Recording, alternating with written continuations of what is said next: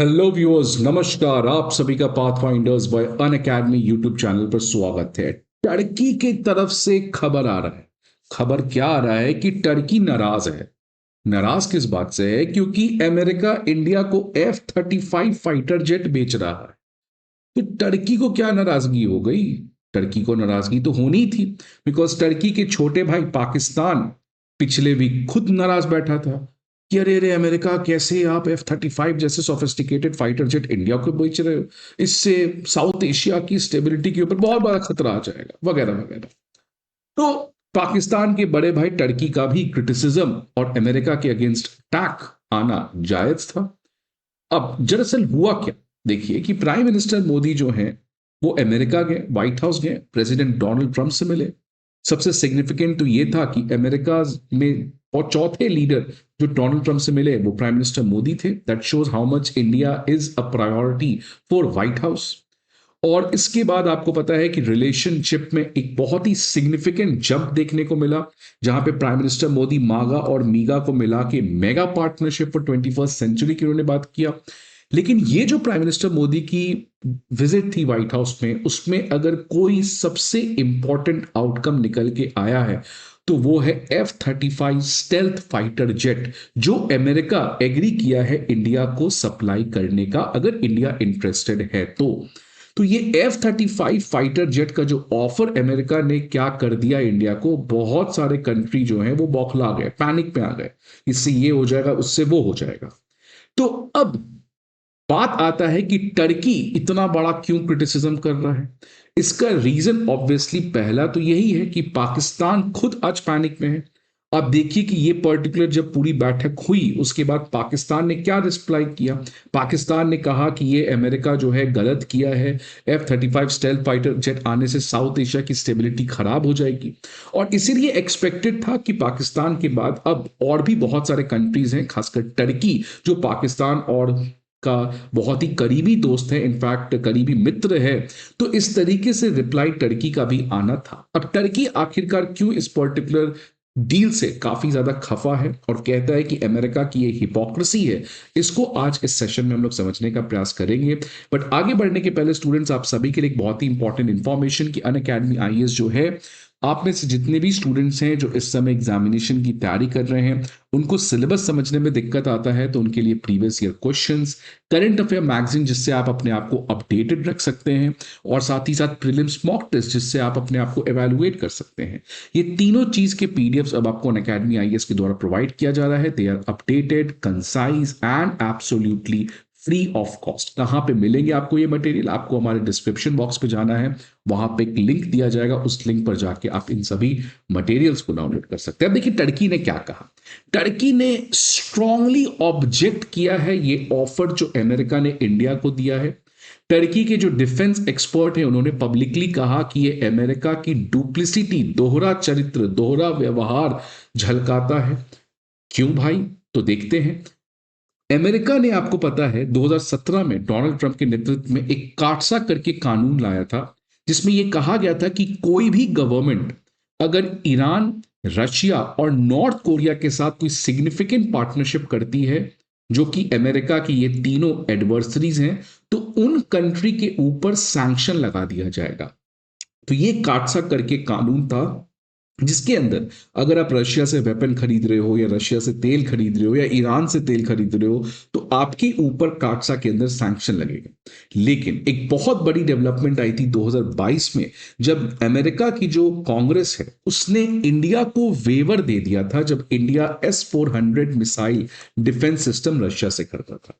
So US ने sanction दिया। US ने कहा काटसा का कोई भी एक तरीके से सैंक्शन इंडिया पे नहीं लगेगा, despite India making a historic military agreement with Russia, क्योंकि S-400 कोई छोटा मोटा मिसाइल डिफेंस सिस्टम नहीं है। तो इंडिया को सैंक्शन वेवर दिया, तो फिर टर्की को क्या दिक्कत हुआ? अब देखते हैं टर्की किस दोहरे चरित्र की बात कर रहा है।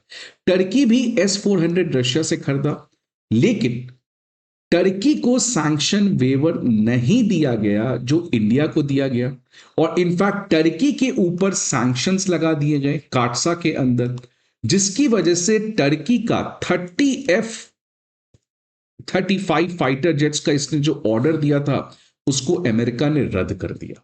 तो यही टर्की को बहुत परेशान कर रहा है कि जब हमने S-400 खरीदा, आपने हम पे सैंक्शन लगाया, हमें F-35 फाइटर जेट की डील से बाहर कर दिया, और इंडिया सेम S-400 खरीद रहा है और खरीदने वाला भी है फ्यूचर में, लेकिन आप जो हैं उसको F-35 फाइटर जेट बेचने को तैयार हो गए।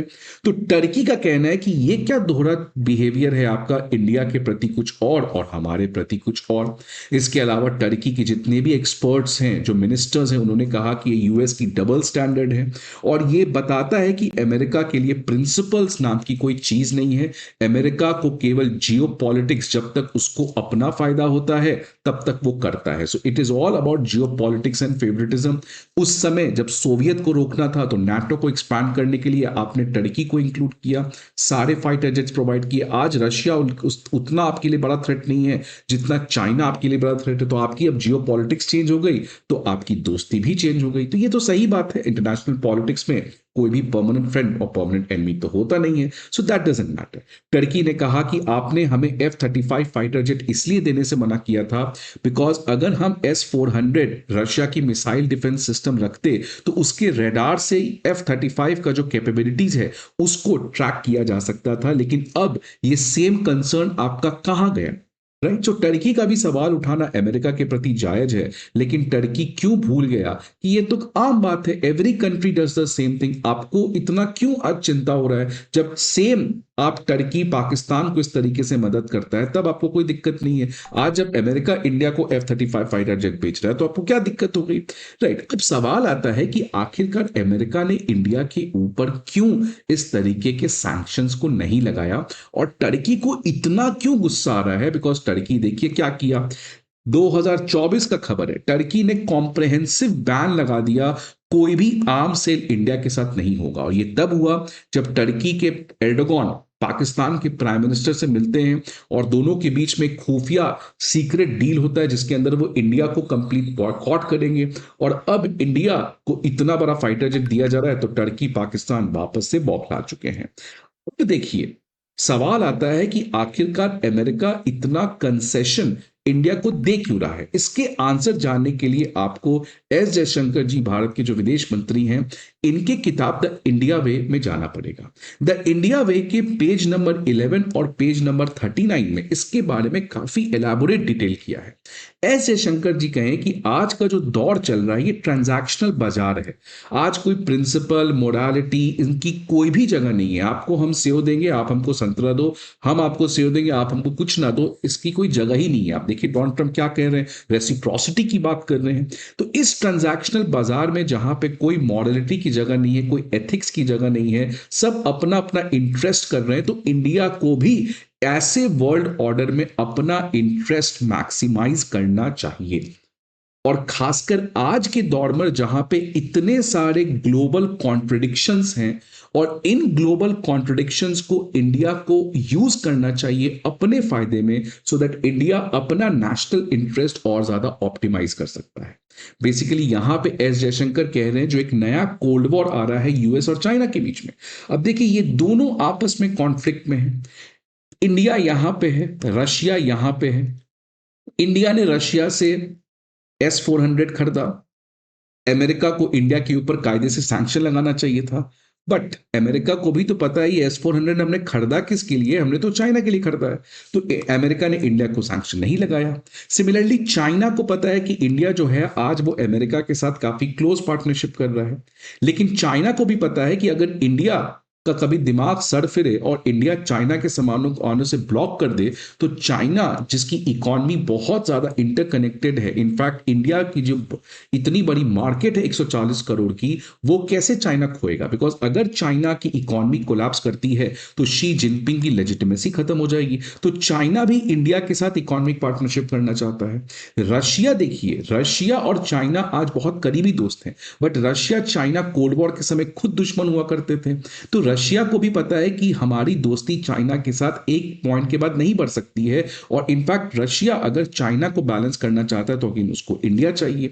तो आज जिस तरीके से ये ग्रेट पावर कंपटीशन है यूएस, चाइना, रशिया का, वो तीनों कंट्रीज को इंडिया चाहिए। तो क्यों ना इंडिया इस पोजीशन को अच्छे से बार्गेन करके अपने फायदे में उठा सके।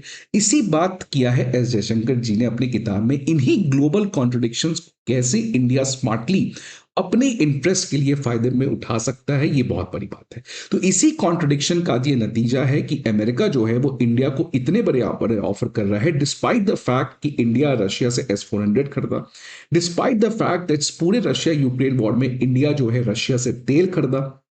लेकिन ये सारी चीजों को भूलकर अमेरिका जो है वो इंडिया के साथ अपनी दोस्ती को बढ़ाने का प्रयास कर रहा है। इसी को सी राजा मोहन इंडियन एक्सप्रेस में बहुत प्यारे तरीके से लिखते हैं कि ये जो है नरेंद्र मोदी भारत के प्रधानमंत्री जी का डेंग जियोपिंग मोमेंट है। बिकॉज यही टैक्टिक्स चाइना ने एक जमाने में यूज किया था जब अमेरिका और रशिया की लड़ाई चल रही थी। उस समय चाइना अमेरिका के साथ होकर अमेरिका को खूब उसकी टेक्नोलॉजी लिया, उससे फाइनेंस लिया। आज ये टैक्टिक्स इंडिया के लिए काम आएगा, बिकॉज आज जब अमेरिका का एक अगला कॉम्पिटिटर चाइना बन चुका है, और जब तक चाइना है तब तक अमेरिका इंडिया को कभी भी भूल नहीं सकता। तो इसलिए आने वाले समय में भारत को अमेरिका से जितना भी मदद लेना चाहिए वो हमें लेना चाहिए एग्रेसिवली। और इसी की वजह से इंडिया जो है आने वाले समय में काफी ब्राइट स्पॉट है। आपके क्या व्यूज हैं इस पर्टिकुलर डेवलपमेंट के बारे में? Please let us know in the comment box. I hope आपको ये वीडियो अच्छा लगे। See you again in the next video.